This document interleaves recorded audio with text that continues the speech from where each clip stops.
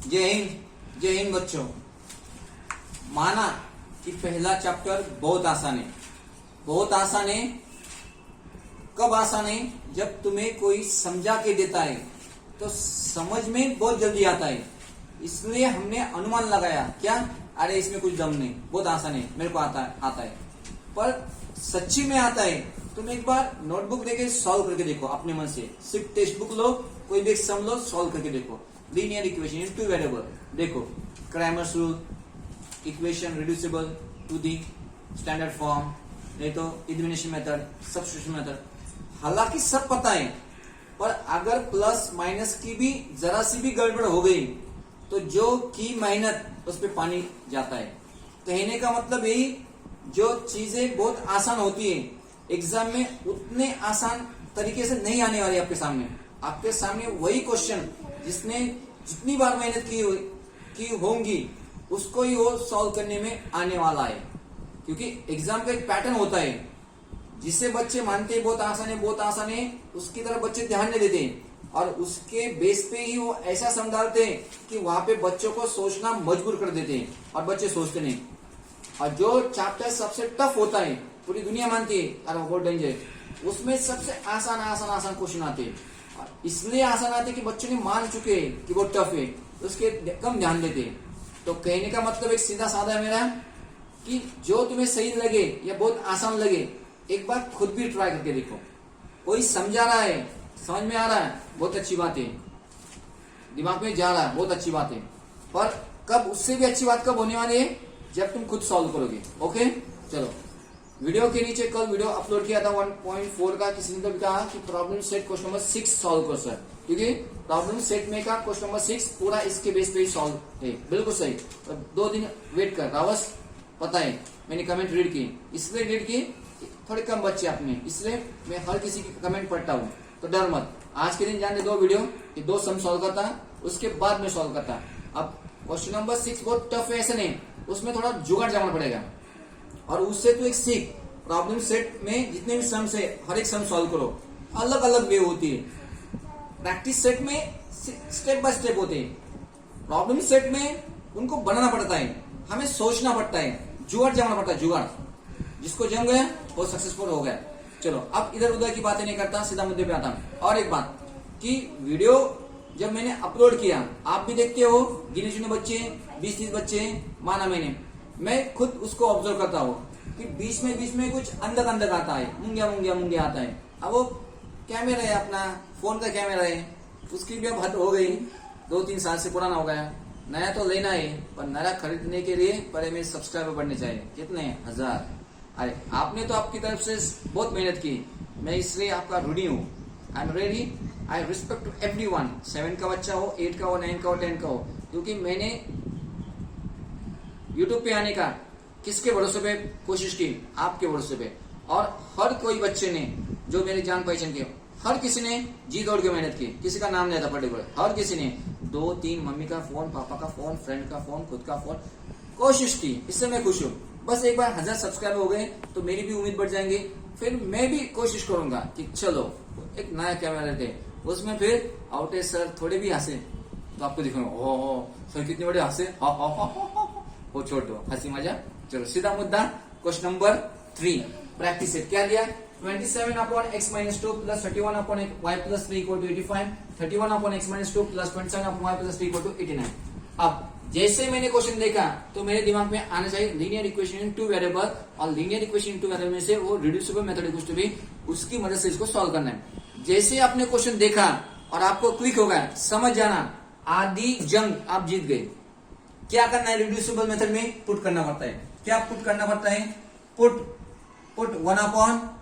1/x-2 equal to m and 1/y+3 equal to n। तरीका है, हाँ ठीक है। तो क्या हुआ? 27 अपनी जगह पे 1/x-2 की वैल्यू m प्लस 31 अपनी जगह पे 1/y+3 की वैल्यू n इक्वल टू 85। अब मैंने इसको नाम दिया इक्वेशन 1। यहां पे मैंने कुछ भी नहीं किया, इसलिए 1 दिया। इसमें भी same 31m plus 27n equal to 89। अब इसको सॉल्व करना है तो एक तो m के कोएफिशिएंट नहीं तो n के कोएफिशिएंट सेम करना, एलिमिनेशन मेथड नहीं तो सब्स्टिट्यूशन मेथड से सॉल्व करना। पर वो बहुत टफ जाने वाली है क्योंकि बड़े बड़े नंबर से मल्टीप्लाई करने से और 3 डिजिट नहीं तो 4 डिजिट का आंसर आने वाला है। जब मैंने क्रॉस देखा n m n के कोएफिशिएंट आया 27 27 31 31, तो इसको सिंपल वे में लाने की और एक तरीका है। क्या?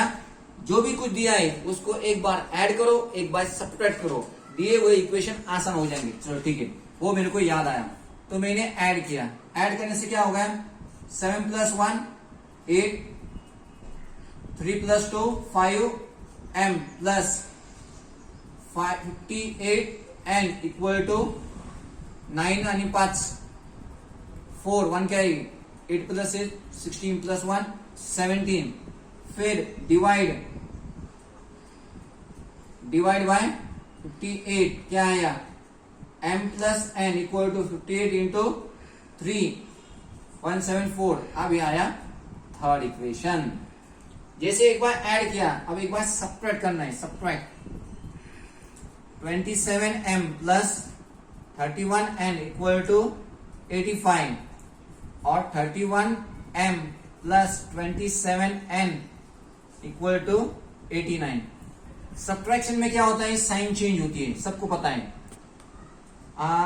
31 में से 27 गए -4m, बड़ा 31 है उसकी साइन नेगेटिव है।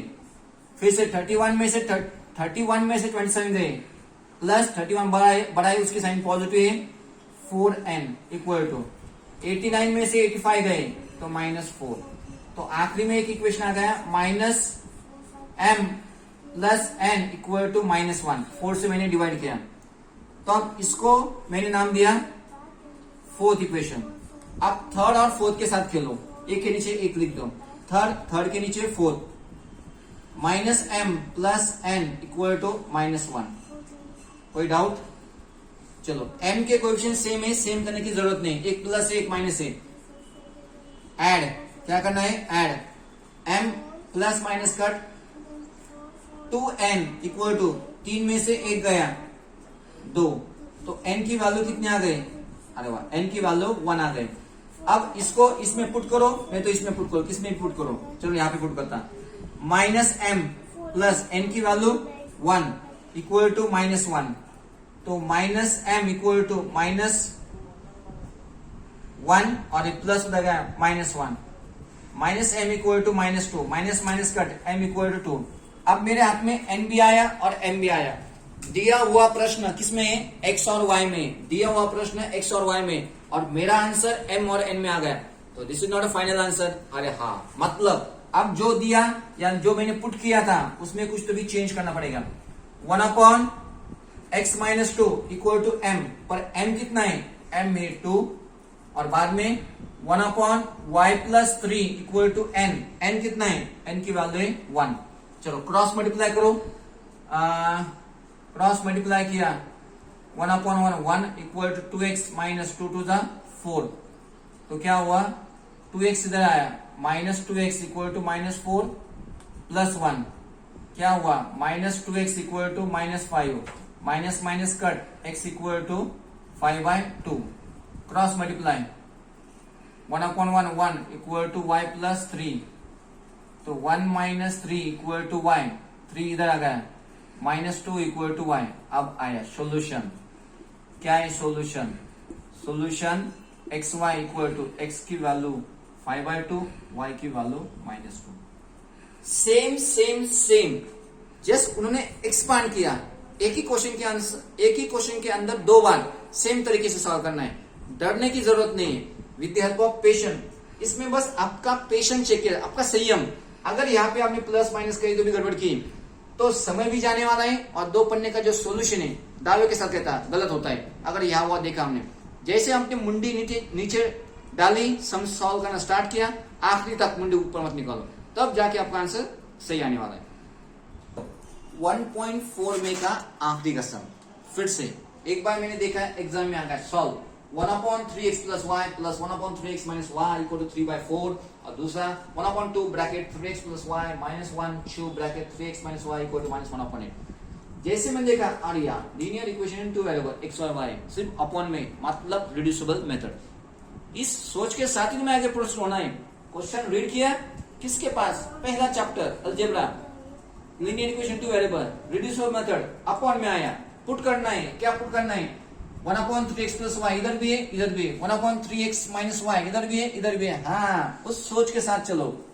Put 1/3x plus y equal to m और 1/3x minus y equal to n। तो दिया हुआ इक्वेशन क्या बन जाएगा, m plus n equal to 3/4। इसको सिंपल फॉर्म में लिखो तो 4 से मल्टीप्लाई करो, 4m plus 4n equal to 3। अब इसको नाम दो 1। इसका मतलब एक ही हो गया, पर एक अच्छी तरह से दिख रहा है, फ्रैक्शन में, रैशनल नंबर में दुविधा पैदा करता है, इससे ऐसा। ठीक है, अब दूसरा इक्वेशन क्या बनने वाला है, 1/2 और 1/3x प्लस वाई की value m minus 1/2 1/3x minus की value n equal to minus 1/8। ठीक है, अब 8 से मल्टीप्लाई करो। जैसे मैंने 8 से मल्टीप्लाई किया तो क्या हुआ, बोथ दी साइड 2 4 जा 8, 2 4 जा 8 और -1 आएगा नहीं। अरे अपॉन में नहीं चाहिए मेरे को, पर आ गया, आन दो ना एलसीएम निकालने का। तो 8 आ गया, तो इसको 8 से इसको 8 से इसको 8 से मल्टीप्लाई किया, फिर उसका सिंपल किया, 2 4 जा 8 2 4 जा 8 8 कट हो गए, -1। ये आया दूसरा इक्वेशन। ठीक है, अब एक के नीचे एक, 4m minus 4n equal to -1। चलो, n के कोएफिशिएंट सेम है, एक प्लस है एक माइनस है, हम क्या करते हैं, ऐड करते हैं, कट हो गए। 4 plus 4 8m equal to 3 minus 1 2, m equal to 2/8, 2 1 जा 2 2 4 जा 8। अब m आ गया। अब हमें क्या चाहिए, n की वैल्यू चाहिए। चलो इसको इसमें पुट कर देते हैं। m की वैल्यू आ गई 4 इंटू m की वैल्यू क्या है, 1/4 minus 4n equal to -1। 4 4 cut हो गए, 1 माइनस 4n इक्वल टू -1। सही है ना, yes. Minus 4n equal to -1, ये +1 इधर गया, -1 minus 4n equal to -2, minus minus cut, n equal to 2/4 मतलब 1/2। m की वैल्यू 1/4, n की वैल्यू 1/2। दिया हुआ प्रश्न x और y में, so this is not the solution.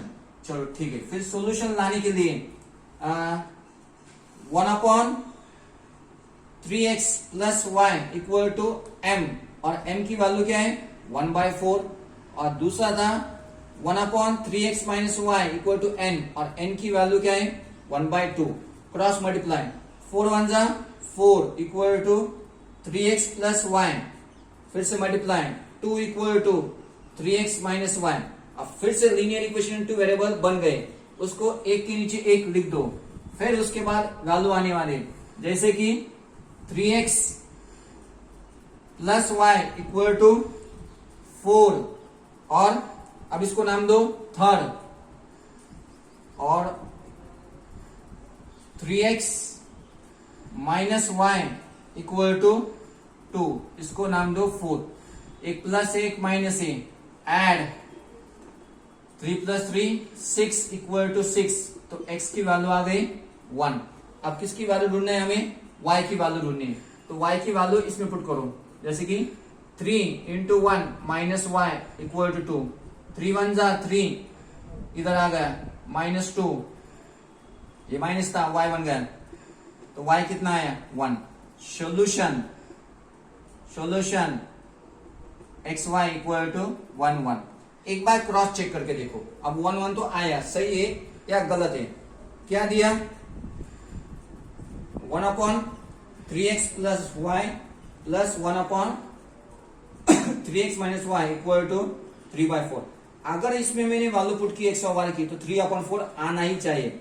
चलो 1/3 1 जा 3 प्लस 1 प्लस 1/3 1 जा 3 माइनस 1 1/4 3 1 4 1/2 इसको 2 से मल्टीप्लाई, इसको 2 से मल्टीप्लाई करो 1 प्लस यहाँ पे 4 1 2 जा 2 4 डिनोमिनेटर सेम हो गए 3/4 आ गए 3/4। ये बस क्रॉस चेक किया मैंने, क्रॉस चेक इसे कहते हैं cross check. Left hand side equal to right hand side means whatever I have solve that is right. जय हिंद जय महाराष्ट्र।